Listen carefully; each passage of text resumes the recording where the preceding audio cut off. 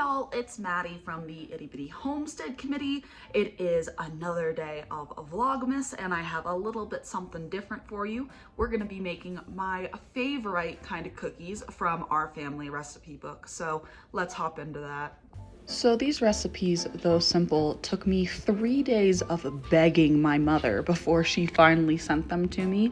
This is a family classic that we did every year, and normally we would make a triple batch for my sisters and myself to decorate cookies. So the first thing I'm going to do is take my flour and floof powder in one bowl and mix it cohesively together.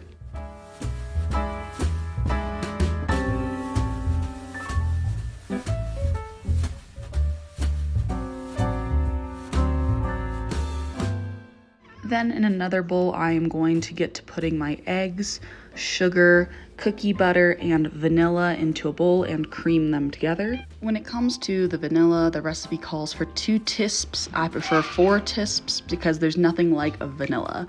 I just like a lot of it.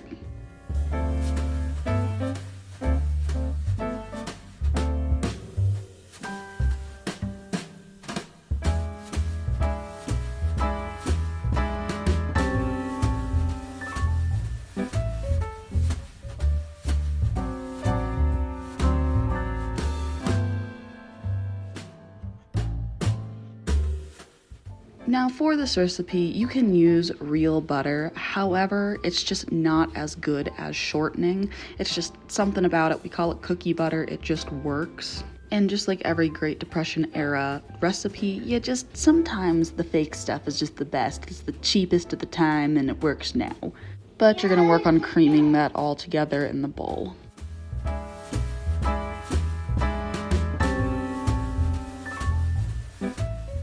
Once you have all your wet ingredients together, I like to add half of my dry ingredients, mix it together before adding in the other half.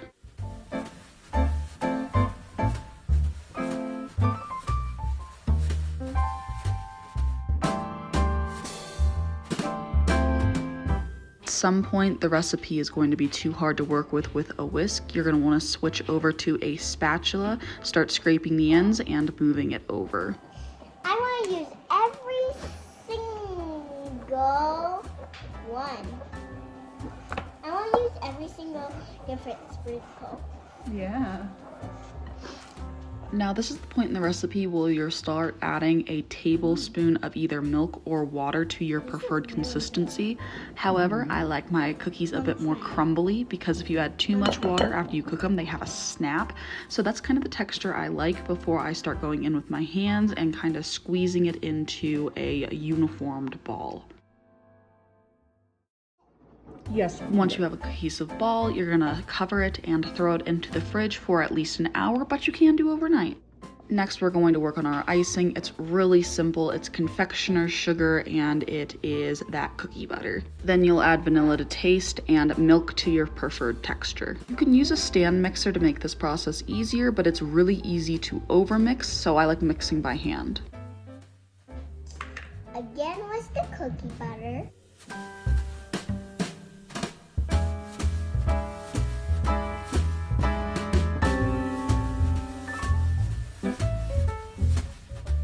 And here is where you just mix and mix and mix and mix until you get the right consistency.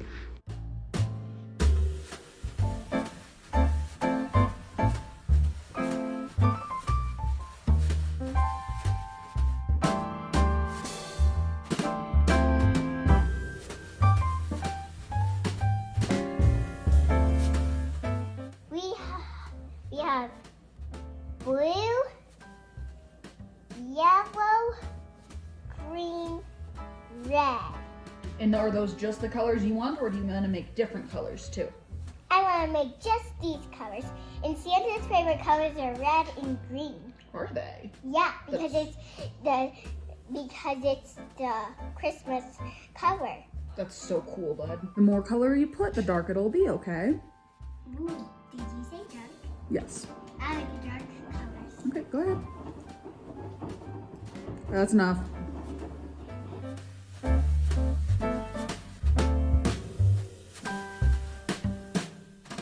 And this is where you mix in your food coloring for the icing. It takes a minute, but it's totally worth it. I always split them into separate bowls so Sid can have like 20 million colors. Once your icing is done, preheat your oven to 400 degrees, and you can go grab your dough out of the fridge and start rolling it out.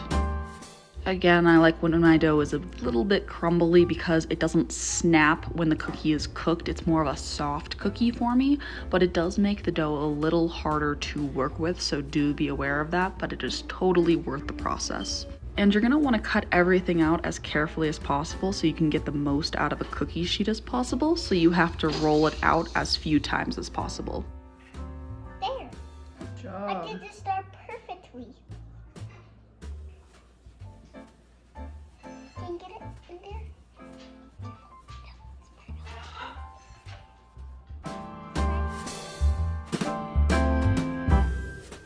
You gotta unspush it. Except for the hat. Because that we did perfect. Yes, the hat is perfect. Yeah. So we can't smush it like the angel. Yep. It's warm and it's smaller. Yeah. So it's getting easier. You're doing so good, buddy. Roll.